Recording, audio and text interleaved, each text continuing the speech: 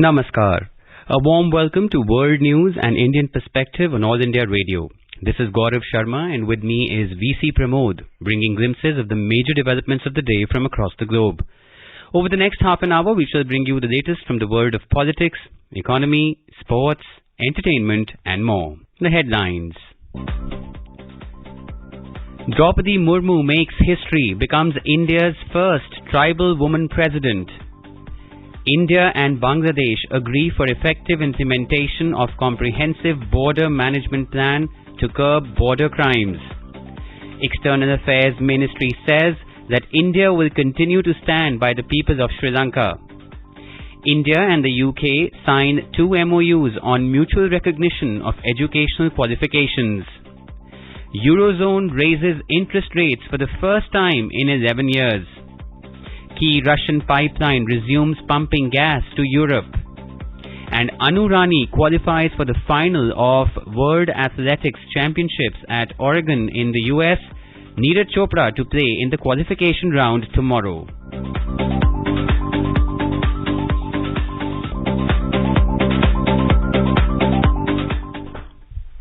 NDA nominee Draupadi Murmu has been elected as the 15th President of India. The 64-year-old Murmu is the first tribal president and the second woman after Pratibha Patil to hold the top office. The term of the incumbent president Ram Nath Kovind is scheduled to end on July the 24th. Draupadi Murmu is slated to be sworn in as the President of India on July the 25th, 2022. Draupadi Murmu won the race to Raisina by defeating the opposition candidate Yashwant Sinha. The ex-Jharkhand governor and veteran politician from Odisha, Draupadi Murmu, has become the 15th President of India. Prime Minister Narendra Modi has congratulated Srimati Draupadi Murmu ji on this feat. In a series of tweets, Mr. Modi said that India has scripted history. He said, at a time when 1.3 billion Indians are marking the Azadi Ka Amrit Mahotsav, a daughter of India hailing from a tribal community born in a remote part of eastern India has been elected our president. Rajya Sabha Secretary General P.C. Modi, who is also the returning officer of the polls, briefed the media after the counting. Presidential election 2022 has concluded. 4754 votes were polled, out of which 4701 were valid. The quota sufficient to get a candidate elected was determined. The said quota was 5,28,491. Srimati Draupadi Murmu had secured 2,824 first preference votes. 1,877 first preference votes were secured by Shri Yashwant Sinha, as the first preference vote secured by Srimati Draupadi Murmu was greater than the requisite quota. I, in my capacity as returning officer, declared that Srimati Draupadi Murmu has been duly elected to the office of the President of India. India and Bangladesh have agreed to effectively implement the comprehensive border management plan to control border crimes, including smuggling of drugs and narcotics, arms and ammunition, fake currency and gold, among other things. The decision was taken during the 52nd DG-level border conference between Border Security Force and Border Guards Bangladesh, which concluded in Dhaka on Thursday. A report. A joint record of discussion was signed between Border Security Force and Border Guards Bangladesh on the concluding day of the 5-day-long conference. Both the countries agreed to strengthen the joint border patrolling, especially during the night, as a precautionary and effective way to bring down death and injury to unarmed citizens of both the countries to zero. The BSF and BGB agreed to undertake more public awareness programs about the laws governing the international border for the people living in border areas to reduce border incidents to zero. They also agreed to take effective measures to deter the public from indulging in activities like illegal infiltration, smuggling, human trafficking and other border crimes. Both the sides have agreed to take appropriate measures to resume the conservation works of the common rivers of the border as approved by the Joint Rivers Commission on the basis of mutual consensus. The two countries also agreed to take initiatives for the speedy construction of barbed wire fences within 150 yards of the border at approved locations with approved design in consultation with higher authorities. authorities. They also agreed to have a communication channel at the level of nodal officers of BSF and BGB to take quick decisions to implement the stalled development work within 150 yards of the border. Both the sides agreed to take a proper and firm stand against the infiltration of forcibly displaced Myanmar nationals across the Bangladesh-India border. Besides strengthening the cordial relations between the two countries, both the BGB and BSF Director Generals reiterated their commitment to work together to ensure a peaceful and crime-free border. Saira Mushtaba for World News. The External Affairs Ministry said today that India will continue to stand by the people of Sri Lanka. Briefing the media in New Delhi, the ministry spokesperson Arindam Bagchi said that India has been at the forefront of extending economic assistance to Sri Lanka. He added that India is one of the countries that has provided the maximum amount of assistance at the time of need to the island nation. Talking to the media in Colombo, India's High Commissioner to Sri Lanka, Gopal Bagwe, said that India would also like to contribute to the Sri Lankan economy by way of investment and building more capacity. He said that India has always stood with the people of Sri Lanka as it is the closest friend and partner, and both are democratic countries. He added that it has been the endeavour of India to come to Sri Lanka's help when help was requested with great urgency. Mr. Bagwe informed that about $700 million worth of fuel supplies have reached Sri Lanka and commercial supplies are also continuing. India and the UK signed 2 MOUs on mutual recognition of educational qualifications, including maritime education, and a framework agreement on healthcare workforce. These agreements will facilitate closer alignment on education between India and the UK, enhance short-term bilateral mobility, and ensure mutual recognition of qualifications. Speaking to the media after signing 2 MOUs and a framework agreement with the UK, Commerce Secretary BVR Subramaniam said that the India-UK FTA negotiations would be concluded by the 31st of August, and after internal approvals on both sides, the agreement would be ready to be signed as per convenience of the both leaders.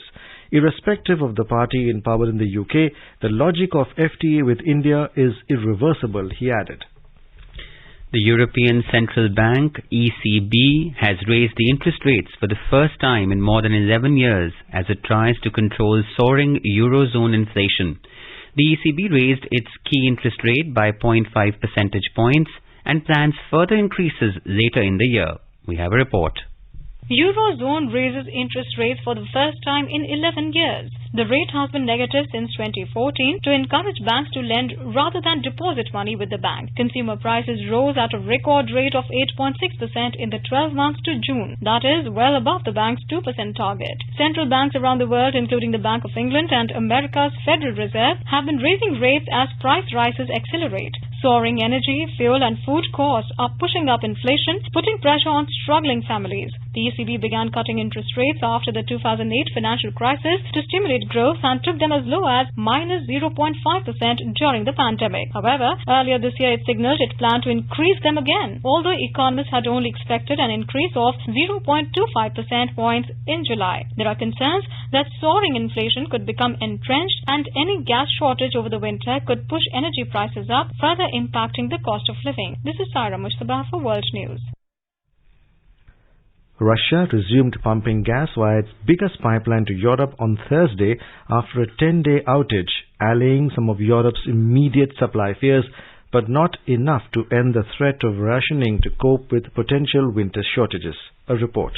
Supplies via Nord Stream 1, which runs under the Baltic Sea to Germany, were halted for maintenance on 11th July, but even before that outage, flows had been cut to 40% of the pipeline's capacity in a dispute sparked by Russia's invasion of Ukraine. Thursday's flows were back at that 40% capacity level. Nord Stream figures showed a day after Russian President Vladimir Putin warned that supplies could be cut further or even stop. The resumption of Nord Stream supplies at levels that remain well below the pipeline's capacity means Germany, which is particularly reliant on Russian fuel, and other European economies are still struggling to find enough gas for the winter. In today's Hotspot section, we bring you a news commentary. Election of the President in India. Ms. Draupadi Draupadi Murmu is the first tribal woman to be elected as the President of India. She is the first Indian President to be born in independent India. The opposition's joint nominee was former Finance Minister Yashwant Sinha. The President of India holds the highest elective office in India and is elected for a period of 5 years. The election process is governed by the provisions of the Constitution and the Presidential and Vice Presidential Elections Act 1952. It is supplemented by the provisions of the Presidential and Vice Presidential Elections Rules 1974. The Act under the rules forms a complete code regulating all aspects of conduct of elections to the office of the President.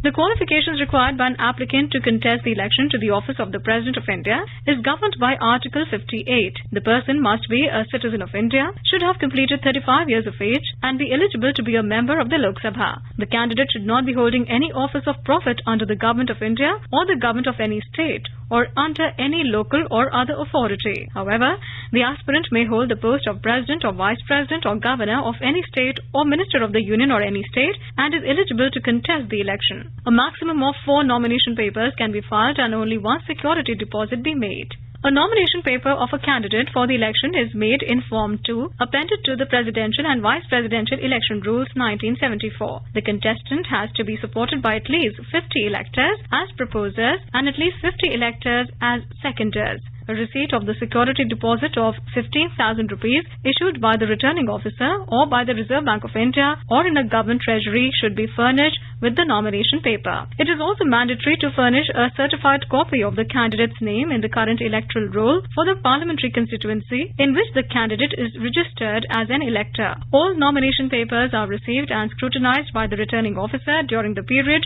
specified for the purpose by the Election Commission. The applicant, one proposer or one seconder of each candidate is to be present while filing the nomination. The authority to conduct and make appointments to elections to the office of the President is vested with the Election Commission of India or ECI under Article 324. The Secretary General, Lok Sabha or Secretary General Rajya Sabha is appointed as the returning officer by rotation. Secretaries and another senior officer of legislative assemblies of all states including NCT of Delhi and Union Territory of Puducherry are also appointed as the assistant returning officers. This time, various WhatsApp groups were created for the returning officers, ECI officials and security persons to monitor and coordinate the activities with state headquarters, Parliament and Election Commission of India. Observers were deputed to all places of poll set up in states and union territories as well as in Parliament to keep a watch on the poll process and a check if any irregularity were to occur. 2 observers were also deployed for the counting process at Parliament House.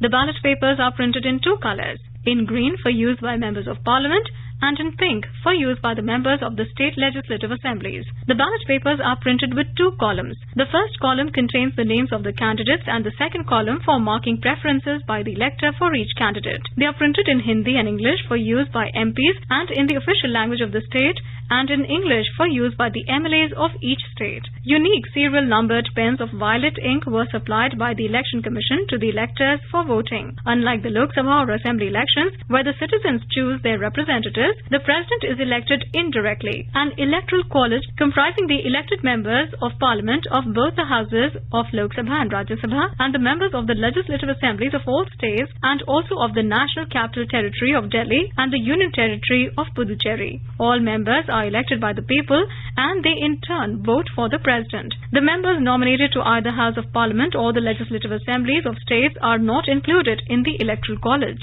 771 members of Parliament and 4,025 members of the legislative assemblies were entitled to vote. Over 99% cast their votes on Monday, that is 18th of July 2022. Room number 63 in Parliament House, New Delhi and another 30 polling stations in all state legislative assembly secretariats were fixed as places of polling. Polling was held between 10 a.m. and 5 p.m. at the 31 locations. According to Article 55(3) of the Constitution, the election to the office of President of India is held in accordance with the system of proportional representation by means of the single transferable vote, and the voting at such election is by secret ballot.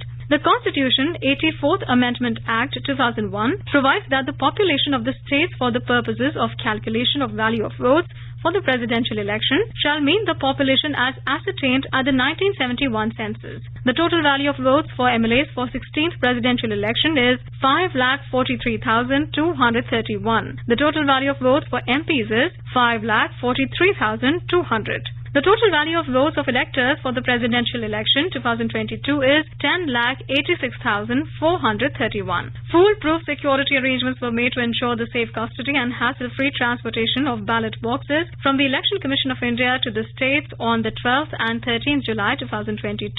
Similar transportation arrangements were made for the state teams to bring back the 30 polled ballot boxes. All the ballot boxes were transported to Parliament House, the place of counting, on the 19th of July 2022. The counting of votes was taken up today. The new features introduced for the 16th presidential election 2022 were the facilitation for COVID-19 positive electors. They were permitted to vote in the last hour of polling or after all non-COVID electors had cast their votes. 2 COVID positive electors from the Tamil Nadu Legislative Assembly and 1 COVID-19 positive member of Parliament chose to cast his vote in Thiruvananthapuram, Kerala. The Election Commission also directed the returning officer and assistant returning officers to ensure the use of eco-friendly and biodegradable material and eliminate the use of prohibited plastic material. The oath-taking ceremony is in the presence of the Chief Justice of India or, in his absence, the senior-most judge of the Supreme Court.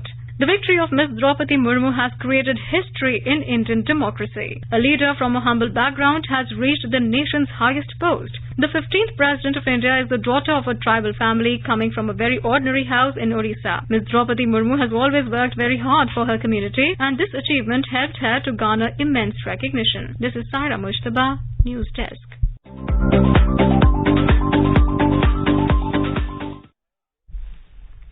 This is All India Radio giving you the news. For quick news updates round the clock, follow us on Twitter at AIR News Alerts. In Italy, Prime Minister Mario Draghi tendered his resignation today after his national unity government fell apart, paving the way for fresh elections. Draghi, who led a broad coalition for 18 months, tendered his resignation to President Sergio Mattarella. President Mattarella has reportedly asked him to remain in place in the interim with a caretaker government. Draghi's coalition crumbled yesterday when 3 of his main partners snubbed a confidence vote he had called to try to end divisions and renew their fractious alliance. Despite winning the vote, the left-wing Five Star Movement, one of the coalition government's parties, announced it would not participate. The ruling Lega and the Forza Italia parties have also stated that they would not participate. It paves the way for difficult and unpredictable snap elections in September or October.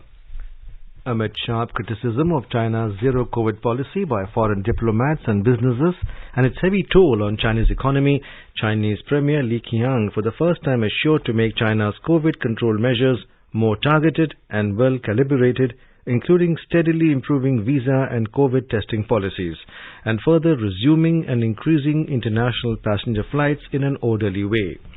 These remarks to permit the return of the international students are significant as lakhs of foreign students studying at Chinese universities, including over 23,000 Indians, were stranded in their respective countries in the last 2 years. India has months ago submitted a list of several hundred students after China sought the names of those wanting to return immediately and pursue their studies. China has been processing the list since then. Some stranded students from Sri Lanka, Pakistan, Russia and several other countries began arriving on chartered flights in the recent few weeks.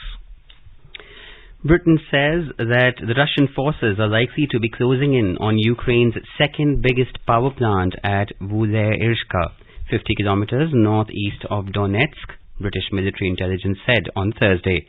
Russia is prioritizing the capture of critical national infrastructure such as power plants, Britain's defense ministry said in a regular bulletin. The ministry also added that Russia is probably attempting to break through at Vuzairivka as part of its efforts to regain momentum on the southern pincer of its advance towards the key cities of Kramatorsk and Sloviansk.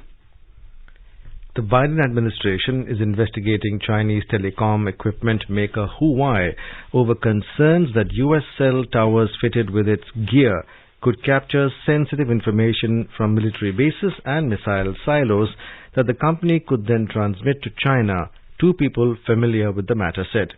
Authorities are concerned Huawei could obtain sensitive data on military drills and the readiness status of bases and personnel via equipment, one of the people said. Huawei has strongly denied U.S. government allegations that it could spy on U.S. customers and pose a national security threat. The U.S. congressional probe of the January 6 attack on the Capitol by Donald Trump supporters wraps up its summer hearings with a prime-time presentation focused on the 3 hours of rage following the former president's raucous speech that day. Trump's former advisor, Steve Bannon, will ask a federal judge today to dismiss criminal charges alleging he willfully defied a subpoena by the committee. There are thought to be 40% more tigers in the wild since 2015, but with between only 3,726 and 5,578 on the prowl worldwide. The jump in numbers is due to improved monitoring, with the population thought to be stable or increasing, said the International Union for Conservation of Nature, IUCN, while projects such as the IUCN Integrated Tiger Habitat Conservation Program are succeeding and showed recovery is possible as long as conservation efforts continue. The Civil Aviation Ministry has said that airlines cannot charge any additional fee for issuing boarding passes at check-in counters on airports. This clarification came following reports that the airlines are charging additional amounts for issuing boarding passes from the passengers. In a tweet, the ministry said that this additional amount is not in accordance with the instructions given under the provisions of the Aircraft Rules 1937. The ministry advised the airlines not to charge any additional amount for issuing boarding passes at airport check-in counters, as the same cannot be considered within the tariff as provided under the Aircraft Rules. The world economy is facing multiple challenges at present, like higher inflation, tragedy of war that is giving commodity price shocks, and cost of living crisis amid slowing growth. International Monetary Fund Chief Kristalina Georgieva has said as G20 ministers and central bank governors gathered in Bali this week, they face a global economic outlook that has darkened significantly. Inflation is higher than expected and has broadened beyond food and energy prices, and this has prompted major central banks to announce further monetary tightening, which is necessary but will weigh on the recovery, the IMF chief added. It is going to be a tough 2022 and possibly an even tougher 2023, with increased risk of recession, the IMF chief said. U.S. President Joe Biden said on Wednesday that climate change is an emergency but stopped short of a formal declaration announcing a modest package of executive actions and promising more aggressive efforts. Biden made the comments during a visit to Massachusetts as a historic heat wave batters Europe and the United States. Some 100 million Americans from New York City to Las Vegas will be under heat warnings this week. Climate change is literally an existential threat to our nation and to the world, Biden said. This is an emergency and I will look at it that way. The announcements included new funding for cooling centers and pushing off new offshore wind projects in the oil-rich Gulf of Mexico. The United Nations, in a high-level meeting on Wednesday, aimed at mobilizing greater support for advancing Africa's sustainable development. The one-day event was jointly convened by the presidents of the UN General Assembly and the Economic and Social Council.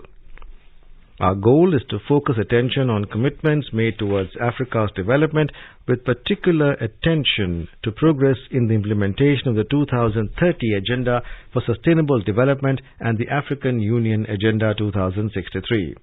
The spotlight has been placed on Africa because the continent is rich with human and natural resources and has enormous economic and social potential untapped in it.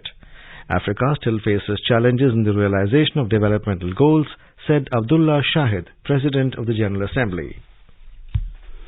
And now a report from the business desk. At the stock markets, the Sensex at the Bombay Stock Exchange rose 284 points or 0.5% to close at 55,682 today. Nifty at the National Stock Exchange climbed 84 points or 0.5% to 16,605. At the global stock markets, Asian markets ended mixed today. So Japan's Nikkei 225 index rose 0.4% and South Korea's Kospi index climbed 0.9%.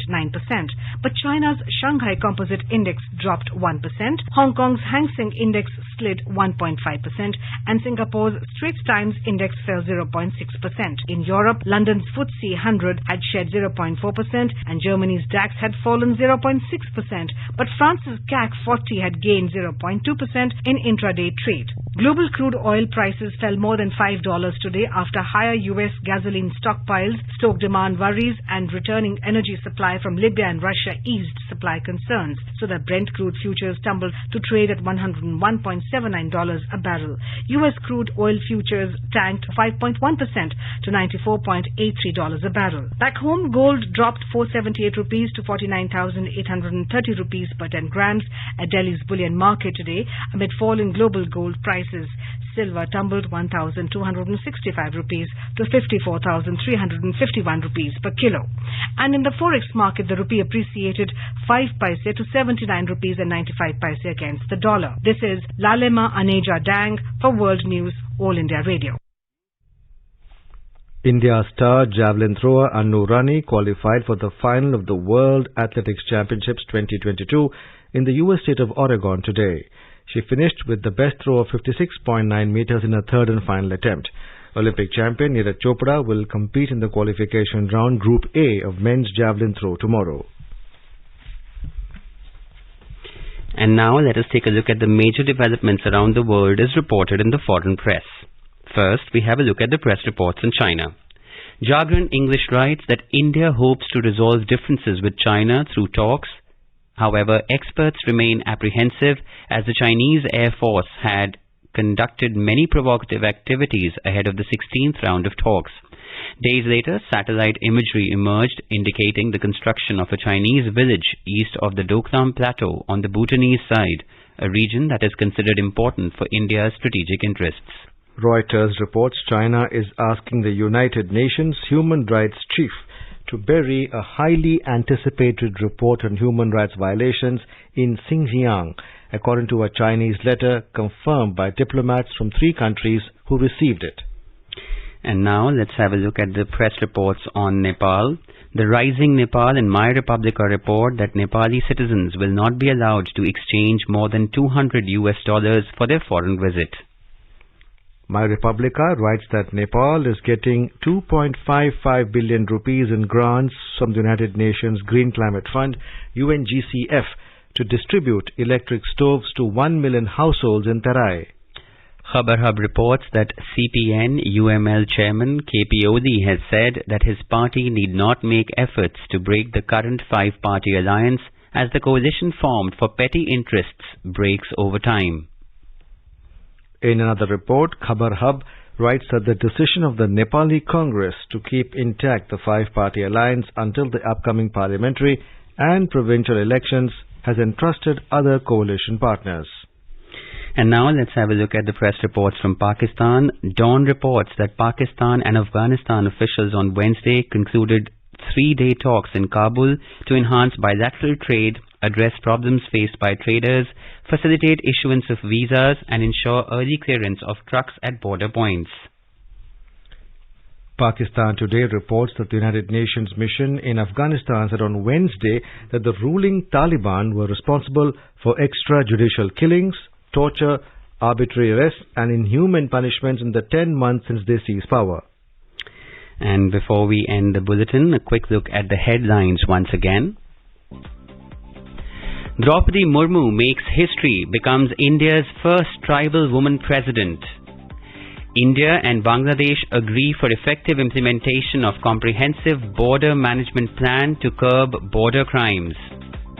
External Affairs Ministry says that India will continue to stand by the people of Sri Lanka. India and the UK sign 2 MOUs on mutual recognition of educational qualifications. Eurozone raises interest rates for the first time in 11 years. Key Russian pipeline resumes pumping gas to Europe. And in sports, Annu Rani qualifies for the finals of World Athletics Championships at Oregon in the US. Neeraj Chopra to play in the qualification round tomorrow.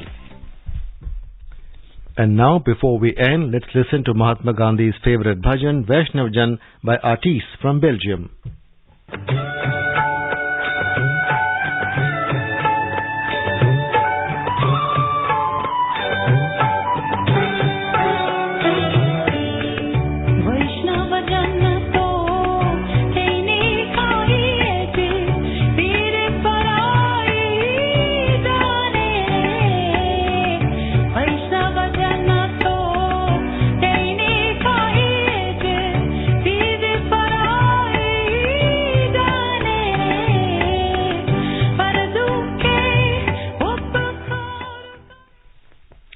with that, we end this bulletin. We'll be back at the same time tomorrow with the next edition of World News.